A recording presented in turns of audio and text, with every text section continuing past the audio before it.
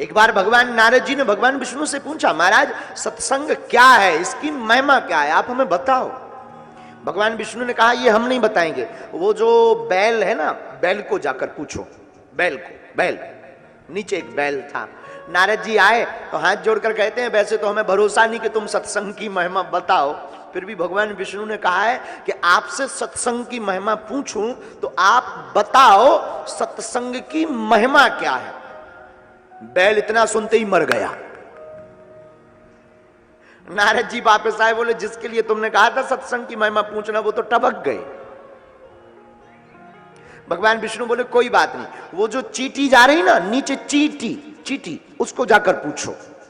बड़ा प्यारा मजाक कर रहे हो, कहीं चींटी बताएगी, जाओ ना पूछो ना। नारद जी भागते भागते गए, चींटी को हाथ जोड़कर सामने खड़े हो गए, माफ करना वैसे तुम पर भी भरोसा नहीं है कि तुम बता पाओ, फिर भी भगवान ने कहा है तो मैं पूछना चाहता हूं, बताओ सत्संग की महिमा क्या है। वो चींटी भी मर गई। नारद जी आए, बोले सरकार दोनों उपदेशक तप गए। भगवान बोले कोई बात नहीं, अमुक नगर में एक राजा के घर पर एक नन्हा सा अभी अभी बच्चा हुआ पुत्र, उसको जाकर पूछो।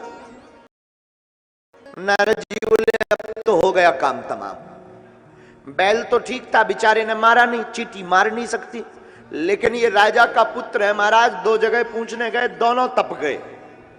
कहीं राजा के घर पर पूछने गए और उसको पूछा, वो अगर तप गया तो राजा इतनी पिटाई करवाएगा कि बीड़ा ईड़ा महाराज सब भूल जाएगा, तुम्हारा कीर्तन भी भूल जाएगा, हमें फांसी पे टंगवा देगा। भगवान ने कहा चुप, जाओ पूछो। नारद जी ने कहा देखो अब गड़बड़ है, अब नहीं हम जाने वाले। दो को पूछा, दोनों मर गए, अब हम जाने वाले नहीं, ये तो श्योर श्योर आफत मोल लेना है, लगता है आप मजाक के मूड में हो। भगवान ने कहा नहीं नारद जी, आप जाके पूछो।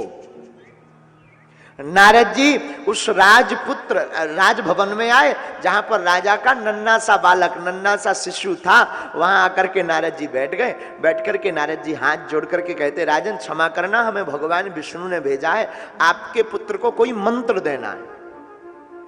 अरे वो राजा भक्त था, वैष्णव था, ठाकुर जी का प्यारा था, संतों को मानता था। ठीक है महाराज, जब प्रभु की आज्ञा है तो आप जाके दर्शन दो, अपने आशीर्वाद दो मेरे बालक को।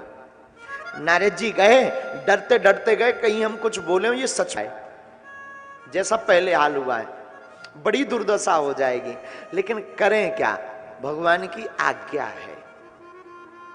हाथ जोड़कर नारद जी कहते हैं भैया सत्संग की महिमा बताओ। अब लगा कि इतना तो पूछेंगे तो तुरंत ये मर जाएगा, तो डरने लगे नारद जी। लेकिन जैसे ही इतना कहा तो वो बालक हंसने लगा। नारद जी चौंक गए, भगवान की कुशल है, जिंदा है, नहीं मरा, कोई अनहोनी नहीं हुई। भैया सत्संग की महिमा बताओ ना, हंस क्यों रहे हो।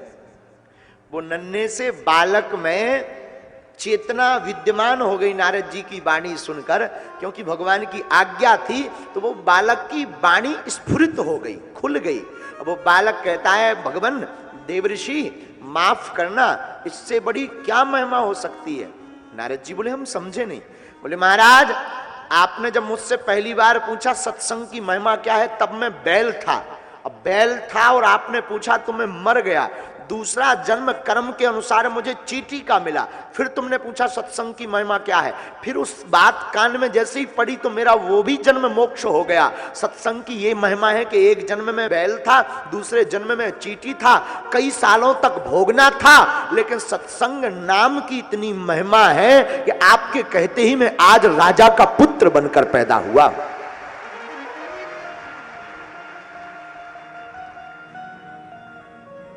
ये सत्संग की क्या है पागल, महिमा। तब तो गोस्वामी जी कहते हैं